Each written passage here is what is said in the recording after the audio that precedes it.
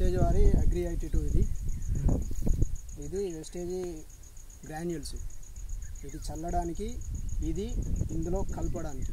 ఇది ఎందుకు అని అంటే మనం భూమిలో చల్లిన తర్వాత మనం చల్లిన మందును మొత్తం స్ప్రెడ్ చేస్తుంది.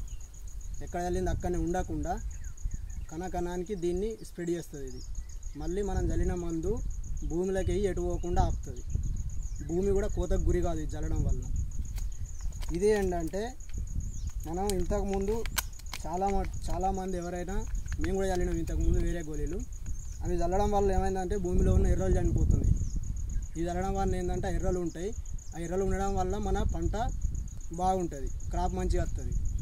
అండ్ ఇది గ్రోతింగ్, పంట గ్రోతింగ్, ఆకు రావడానికి చివరి దశలో మన వరి కంకులు బలంగా రావడానికి పనిచేస్తుంది. ఇది వచ్చేసి ఎకరానికి 1 చల్లుకోవచ్చు, 2 ఎకరాలకు కలిపి 3 కూడా చల్లవచ్చు. ఎంత చల్లినా ఏం ప్రాబ్లం లేదు. దీన్ని అడుగు మందులో కలిపి చల్లచ్చు మరియు యూరియాలో కలిపి చల్లచ్చు.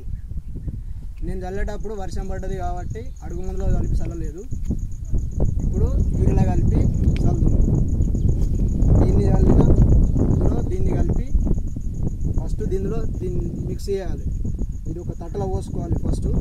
తర్వాత దీన్ని ఇందులో మిక్స్ చేసి మంచిగా కలుపుకోవాలి. మనం అక్షింతలు ఎట్లయితే కలుపుతామో ఇట్లా చేతులతోని కలిపేసి తర్వాత ఏం చేయాలి, యూరియాలో కలుపుకోవాలి.